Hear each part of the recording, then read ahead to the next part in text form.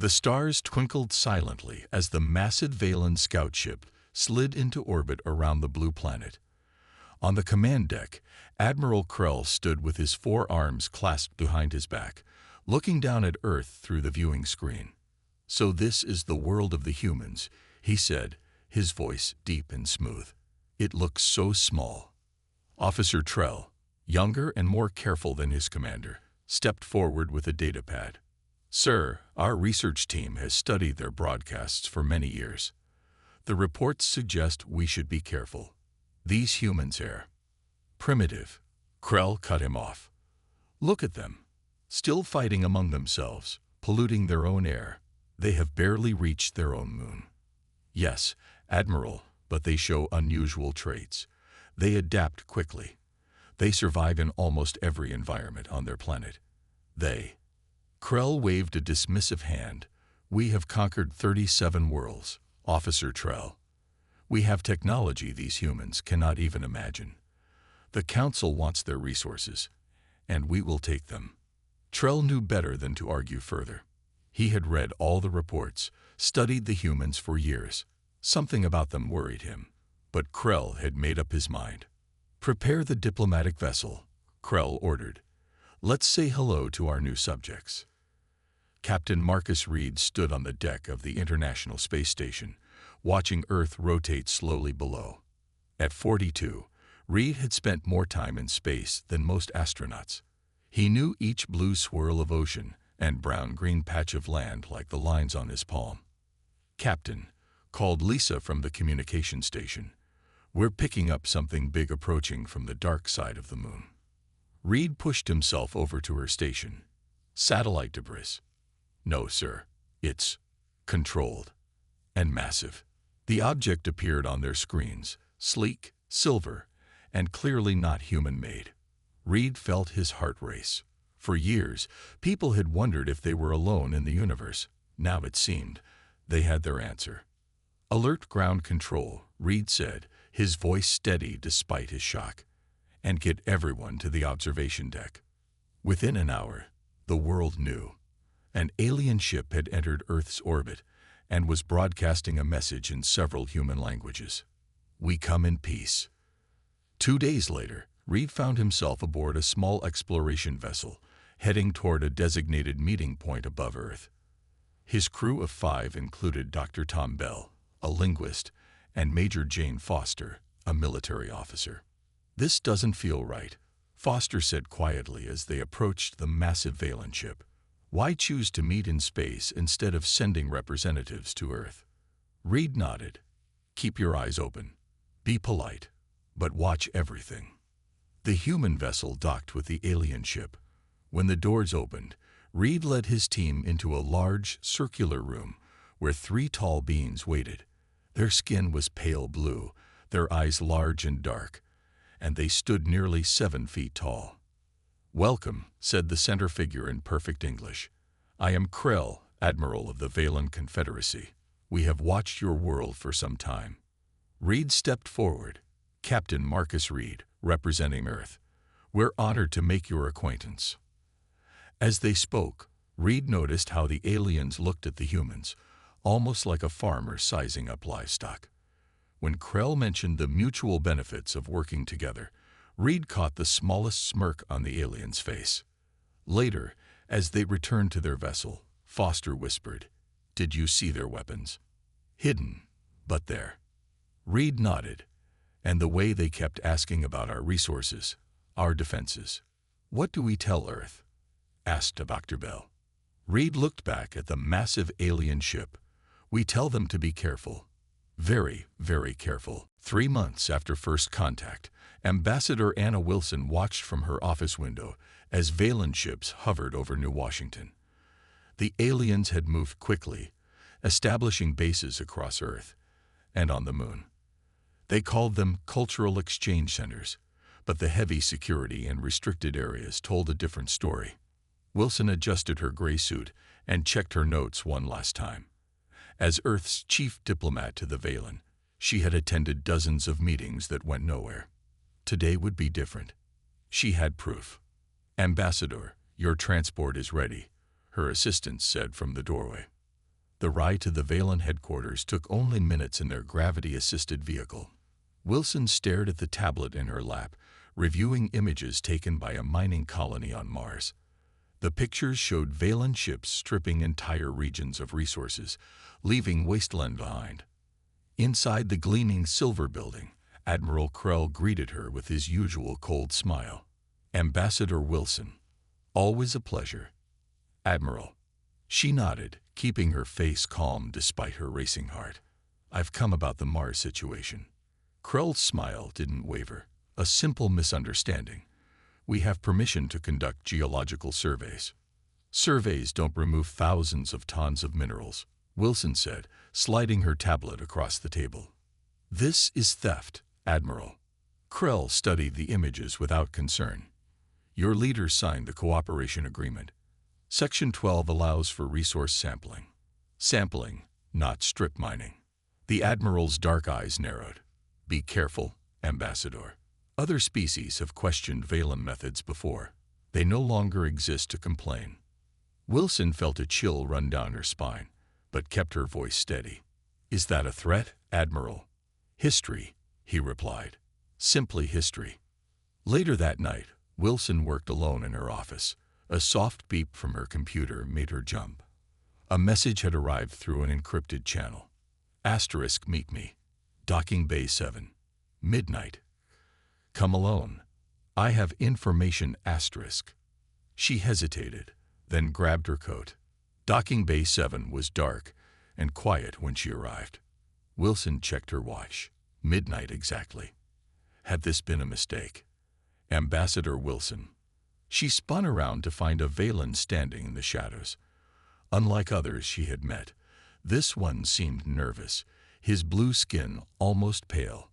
"I am Officer Trell," he said quietly. "We don't have much time." "Why did you call me here?" Trell glanced around and then handed her a small device.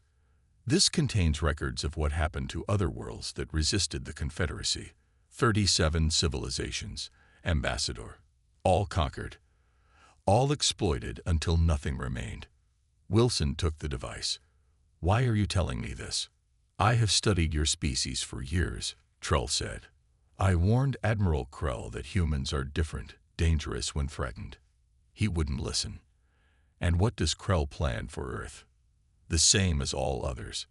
Resource extraction, then abandonment of the husk that remains." Trell moved closer. "But I believe he is making a mistake. I've told him that humans don't respond like other species, that your adaptability makes you unpredictable. He laughs at my concerns." A noise echoed from across the bay. Trell stiffened. "I must go. They're watching me. Share this information with your leaders, but carefully. Krell has spies everywhere." He vanished into the shadows before Wilson could ask more questions. Back in her office, she plugged the device into her secure computer. As images of devastated worlds filled her screen, Wilson reached for her emergency phone. Earth needed to prepare, and quickly. Captain Marcus Reed stood at the helm of the Explorer, his ship cutting silently through the darkness of space. They were returning from a 6-week mission to check on Earth's outer colonies. Something felt wrong. None of the usual communication channels were responding. "Try again," Reed ordered his communications officer. "All frequencies." Lisa shook her head. "Nothing, Captain. Earth is silent." Tom looked up from his station, face pale. "I'm picking up distress signals from multiple cities." Reed's stomach tightened. "Show me." The main screen flickered to life, showing the news broadcast. The footage was chaotic. Valen ships filling the skies over major cities, firing energy weapons into buildings. People running, screaming. Then the broadcast cut out.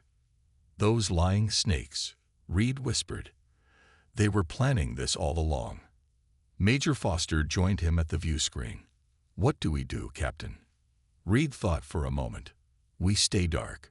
No broadcasts that could give away our position. Set course for the asteroid belt. We need somewhere to hide and plan." As the Explorer changed course, Reed watched the distant blue dot of Earth, now surrounded by the silver glint of Valen warships.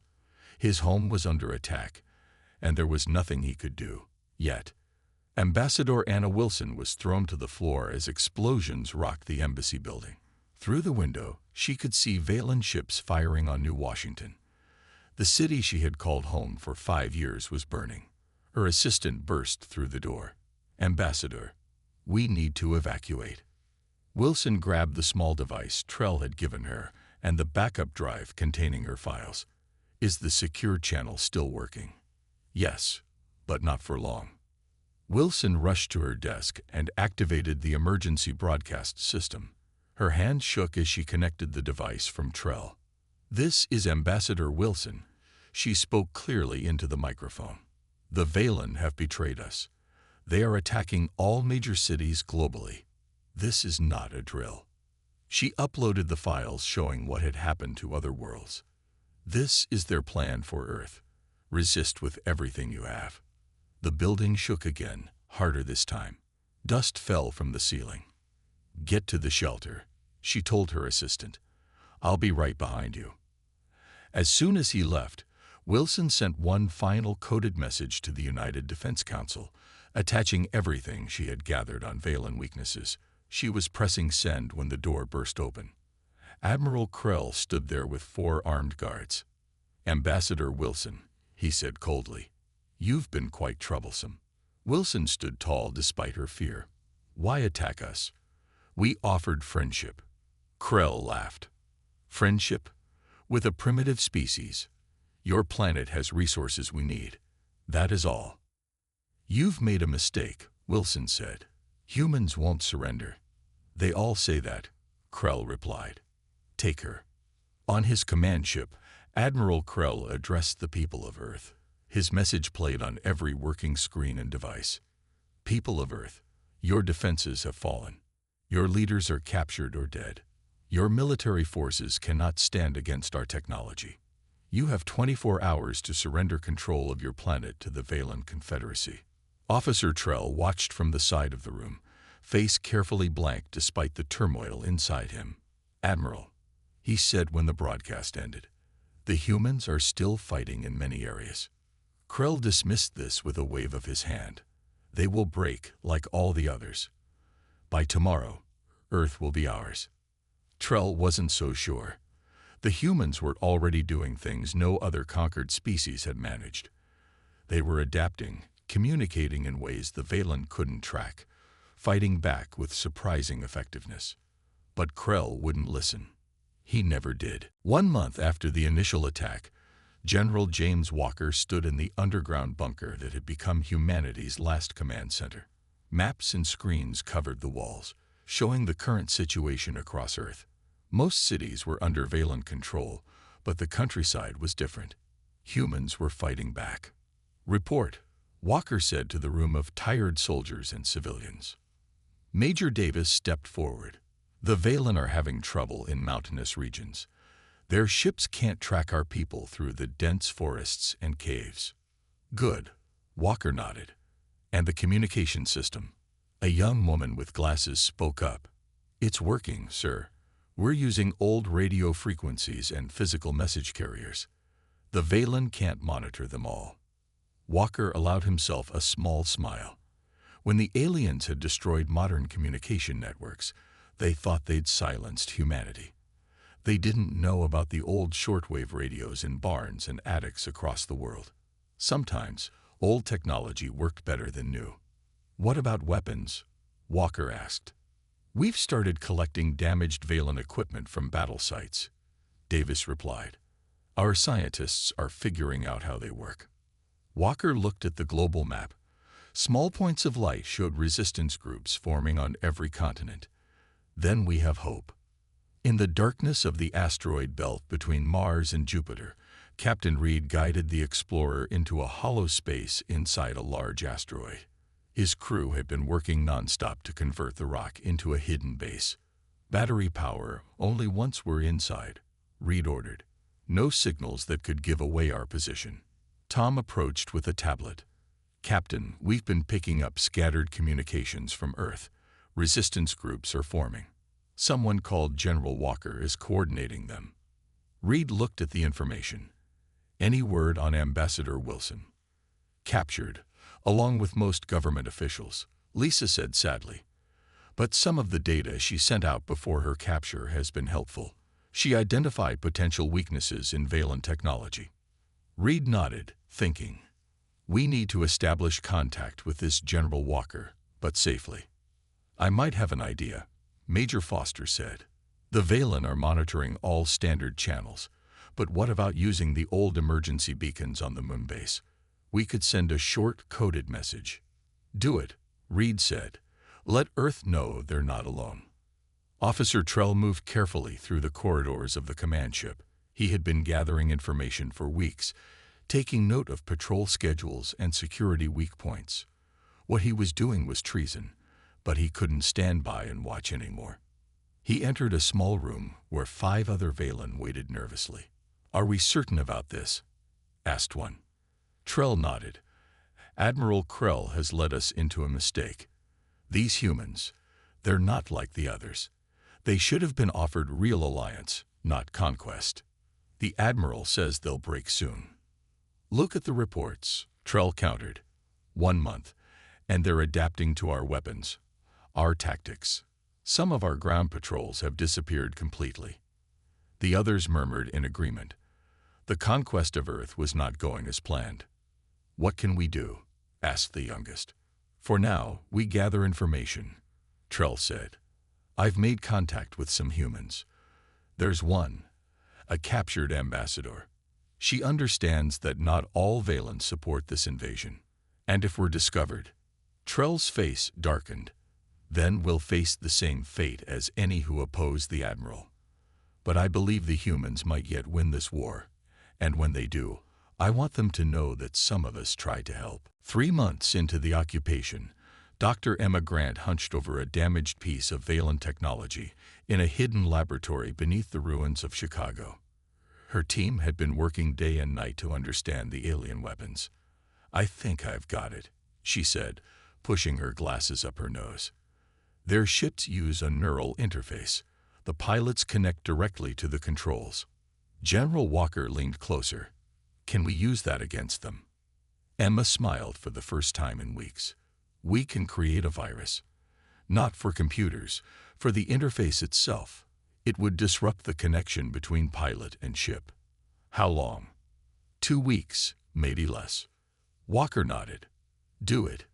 Captain Reed's explorer drifted silently toward the massive Valen prison ship orbiting Earth. Intelligence from Trell had confirmed that Ambassador Wilson and other high-value prisoners were held there. Approaching from the shadow side, Major Foster reported. Their sensors haven't detected us. Reed checked his weapon. Remember the plan. We go in fast, get our people, and get out faster. His small team had trained for weeks in the asteroid base. They wore modified Valen armor taken from a captured scout ship. If everything went right, they would look like guards moving prisoners. If anything went wrong, they wouldn't return at all. Docking in 30 seconds, Lisa warned. Everyone ready. Reed took a deep breath. Let's bring them home. Admiral Krell slammed his fist on the table, cracking the surface. How are these primitives still fighting? It's been 3 months. The command room fell silent. No one wanted to deliver more bad news to the Admiral. Sir, an officer finally spoke up. We've lost contact with Patrol Group 7. That's the 3rd group this week. And the mining operation in their Africa region was attacked yesterday, added another. They knew exactly when our shields would be down for maintenance. Krell's eyes narrowed. We have a traitor. Officer Trell kept his face carefully neutral. Or perhaps the humans are simply more resourceful than we anticipated. Resourceful, Krell snarled. They're savages with primitive technology. Yet they adapt quickly, Trell said calmly. They learn our patterns, our weaknesses. They use their knowledge of their own planet against us. Krell pointed a long finger at Trell. You've always been soft on these humans. Perhaps your loyalty should be questioned. Before Trell could respond, alarms blared across the ship. What now? Krell demanded. The prison ship, sir. It's reporting a breakout. Ambassador Wilson followed Captain Reed through the corridors of the prison ship. After months in captivity, she could barely believe she was being rescued. "How many others did you free?" she asked as they ran. 27, Reed replied. "Scientists, military officers, government officials. The people Earth needs most right now." They reached the docking bay where the explorer waited. As the freed prisoners boarded, Wilson turned to Reed. "Captain, I have critical information. Their ships, the neural interfaces, have a weakness. If we could disrupt them somehow." Reed smiled. "Dr. Grant is already working on that exact problem." Wilson felt hope for the first time in months. Then we might actually win this. As the explorer detached from the prison ship and slipped away undetected, alarms finally began to sound. But by then, they were already gone, vanished into the darkness of space with their precious cargo of knowledge and hope. Back on Earth, General Walker received the message he'd been waiting for. Package secured. Coming home. The tide was beginning to turn. Admiral Krell paced the command deck, his forearms clasped tightly behind his back. 6 months had passed since the invasion began. 6 months, and Earth still wasn't fully under control. "It makes no sense," he muttered. Other worlds fell in weeks. The latest reports showed human resistance growing stronger. Valen patrols were being ambushed with increasing skill. Supply lines were disrupted. And now, 3 major bases had gone silent in the past week. "Sir," a nervous officer approached. "We've lost another transport ship. The humans used our own weapons against us." Krell's eyes narrowed. "How? How are they learning our technology so quickly?" No one answered. No one had an answer that would satisfy the Admiral. Officer Trell stood quietly at his station, hiding his thoughts. He had been feeding information to the human resistance for months now. His small group of Valen sympathizers had grown. More of his kind were questioning the invasion. "Admiral," Trell said carefully, "perhaps we should consider a different approach. Offer real negotiations." Krell laughed bitterly. "Negotiate? With primitives? Never." Trell pressed on. "These humans are unlike any species we've encountered. They don't follow expected patterns. When we attack one area, they don't just defend. They find 3 ways to strike back. They will break." Krell shouted. "I will make them break." General Walker stood before representatives from resistance groups around the world. Thanks to Ambassador Wilson's escape and Captain Reed's hidden asteroid base, they now had a global command structure. "The Valen expected us to fall quickly," Walker said. "They expected us to behave like the other worlds they conquered. But we are human. Adaptability is our greatest strength." The large screen behind him showed the current situation. While Valen still controlled major cities, human forces held the countryside and were pushing inward. "Dr. Grant," Walker nodded to the scientist. Emma stepped forward. "The virus is ready. It targets the neural interface the Valen used to control their ships. Once released, it will spread through their network and temporarily disable their entire fleet." "For how long?" someone asked. 15 minutes, Emma replied. "Maybe 20. Not long, but enough if we coordinate our attacks." Walker pointed to the map. "We'll need to strike every major Valen base simultaneously. The moment their ships go down, we move in." Ambassador Wilson, still thin from her time in captivity, spoke up. "What about the Valen civilians? Officer Trull reports that many of them don't support this war." "We focus on military targets," Walker said firmly. "We're fighting for survival, not revenge." Captain Reed, who had been quiet until now, stood up. "There's something else, something the Valen never expected. Humans from different countries working together. Before the invasion, we were divided. Now, we're united against a common enemy." Walker nodded. "That's the human factor the Valen didn't account for. When threatened, we put aside our differences. And that," Wilson added, "is why we're going to win." Back on the Valen command ship, Officer Trull received an encrypted message. "*, the storm comes tomorrow. Be ready, *. He looked around at his fellow officers, wondering how many would survive the coming attack. He had warned Admiral Krell repeatedly about underestimating the humans. But Krell hadn't listened. And now, the entire Valen force would pay the price for that arrogance. As Krell deleted the message, he thought about the future. Perhaps, from the ashes of this failed invasion, a true peace between their species might emerge, if they survived what was coming. The dawn broke over a world preparing for its most important battle. In hidden bases, mountain caves, and forest camps, humans checked their weapons, a mix of their own and modified Valen technology. General Walker stood in the command center, surrounded by screens showing resistance forces worldwide. "Is everyone in position?" "Yes, sir," came the replies from commanders across the globe. Walker looked at Dr. Emma Grant. "Are you ready?" She nodded, fingers hovering over the keyboard. The virus she had created would travel through the Valen network in seconds, temporarily paralyzing their neural interfaces. "Captain Reed?" Walker asked. On the main screen, Reed's face appeared from his position in orbit. "Explorer is in position. We'll jam their communications the moment the virus hits." Ambassador Wilson. Wilson stood with a small team near the main Valen headquarters, ready to broadcast the truth to the entire Valen fleet. Walker took a deep breath. "Then let's take back our world." "Dr. Grant." "Now." Emma pressed the key. The virus launched. On the Valen command ship, alarms blared as systems began failing. Admiral Krell stumbled as the neural interface in his headset suddenly burned with pain. "What's happening?" he demanded, tearing off the device. "Unknown virus in the system," an officer shouted. "It's spreading to all ships." Around them, screens showed Valen vessels drifting aimlessly in space and in Earth's atmosphere. Without the neural interfaces, the pilots couldn't control their ships. Officer Trell moved quickly, signaling to his fellow sympathizers. As planned, they disabled the backup systems that might have helped the Valen recover quickly. "This is impossible," Krell growled. "How could primitives do this?"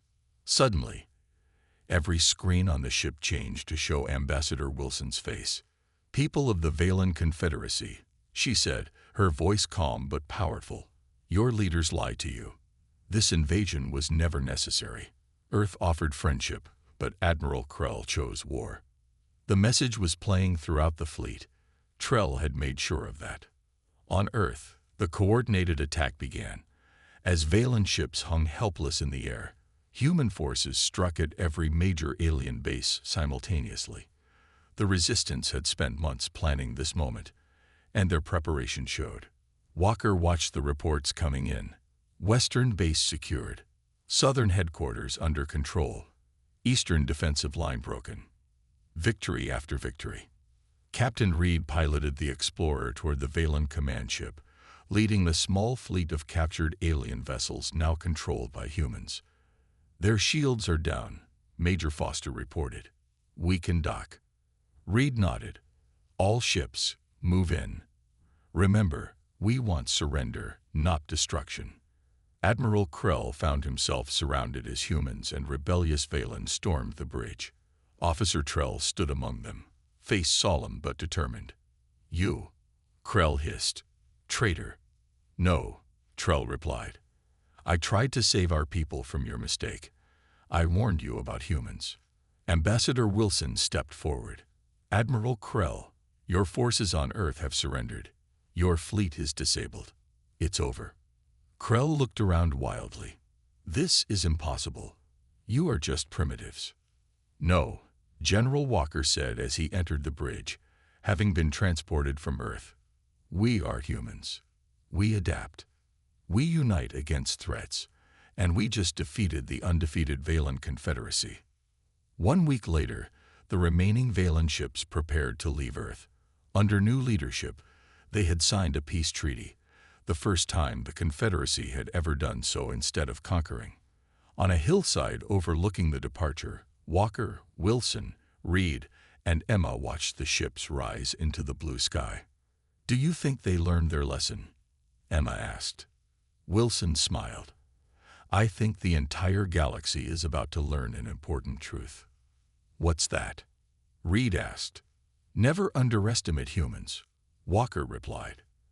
And never, ever ignore the warnings about us.